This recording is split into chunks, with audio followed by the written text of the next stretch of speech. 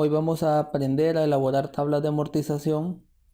Ya en clases estuvimos viendo cómo elaborar tablas para un fondo de amortización, pues eso es muy similar. Y tenemos el ejemplo. Yasmín compra al crédito una computadora cuyo valor al contado es de $600. Firma un contrato en el que se compromete a hacer 6 pagos vencidos mensuales con una tasa de interés de 36% anual convertible mensualmente. Y nos pide elaborar una tabla de amortización que describa la transacción. Bueno, en primer lugar, vamos a identificar la diferencia con respecto a los fondos de amortización que estuvimos haciendo en clase con el hecho de que conocemos el importe de la deuda ahora, es decir, el valor al contado de la computadora. Entonces vamos a proceder a obtener los datos. Como vemos, el capital es un valor actual, son los $600. El número de pagos son 6 pagos. Y la tasa de interés nos dice que es 36% anual convertible mensualmente. Entonces, como está anual convertible mensualmente, tenemos que dividirla por 12 y esto es 0.03. Y el valor de la renta no lo conocemos. Entonces, primero, para poder elaborar la tabla de amortización o el fondo de amortización, debemos conocer cuánto es el importe de los pagos mensuales.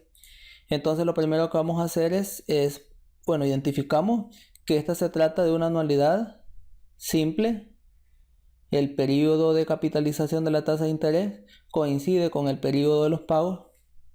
Es cierta, sabemos que va a empezar inmediatamente, sabemos que son vencidos y es inmediato. Entonces la fórmula con la que vamos a trabajar es de las anualidades simples, ciertas, vencidas e inmediatas. La fórmula es esta que tenemos acá y al despejar R ya tenemos el despeje de la renta.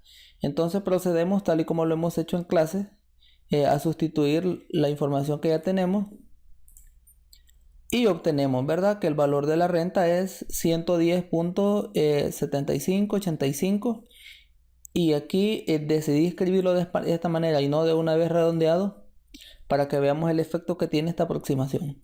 Este es 110.7585, según las reglas de aproximación que tenemos, se aproxima a 110.76. Pero ya vamos a ver el efecto que tiene esta aproximación. Bueno, procedemos de una vez a elaborar la tabla. Como ven, tiene los mismos elementos que tiene una tabla de fondo de amortización.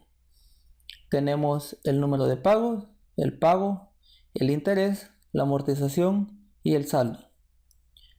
Aquí iniciamos del pago cero. ¿Por qué el pago cero? Porque es el momento en el que contrae la deuda, es decir, el día en el que Yasmín firmó el contrato y le dieron la computadora. Entonces vamos a copiar por acá los datos.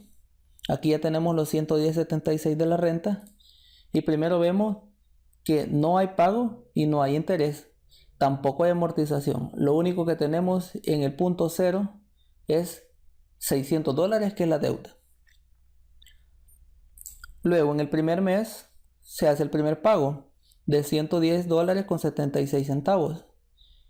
Para calcular el interés procedemos igual que en la tabla de fondo de amortización.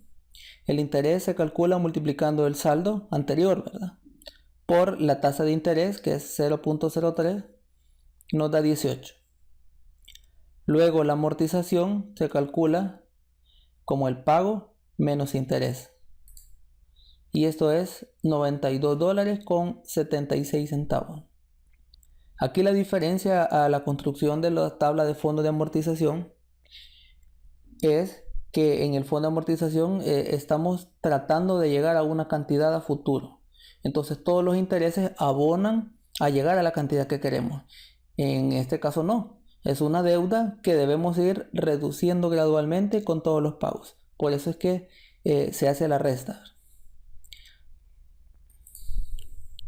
Y el saldo se calcula como el saldo anterior menos la amortización. Sería los $600 menos $92.76 son 507.24.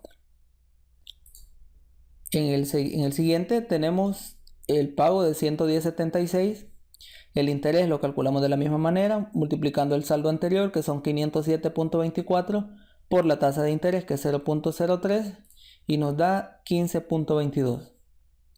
La amortización va a ser el pago menos el interés y nos da 95.54.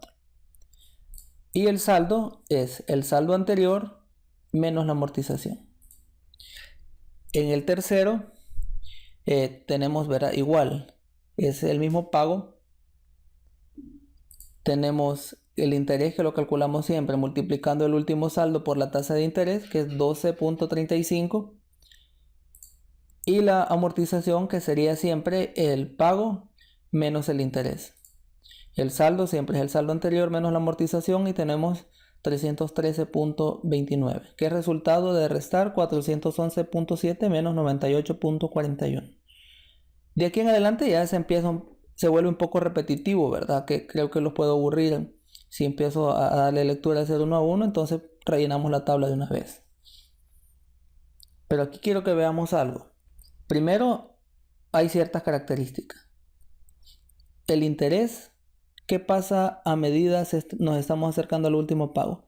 Se hace más pequeño, y tiene todo el sentido del mundo, porque el interés siempre se calcula sobre el último saldo, y como en este caso lo que estamos es amortizando la deuda, es decir, haciéndola más pequeña, entre más pequeño es el saldo, más pequeño es el interés. Y la amortización, lo que es el contrario, a medida va avanzando, se va haciendo mayor. Esto es porque un pago está compuesto por dos partes, ¿verdad? El interés y el abono a capital, que es la amortización. Y si a medida avanza el tiempo el interés se reduce, entonces la amortización, el porcentaje de amortización es mayor. Idealmente, en el mes 6 el saldo debería ser 0, porque lo que estamos buscando es cancelar la deuda. Ahora vamos a recordar, de los datos anteriores yo les había mencionado que era importante la aproximación que estábamos haciendo.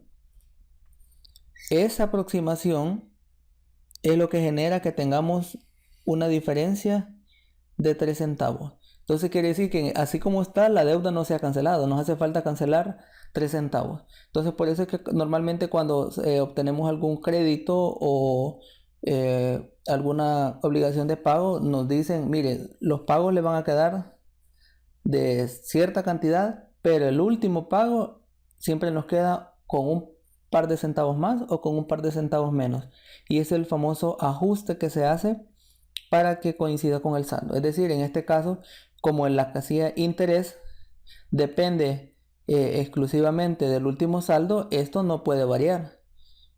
Entonces la modificación la vamos a hacer tal y como lo hacíamos en las tablas de fondo de amortización acá, ¿verdad?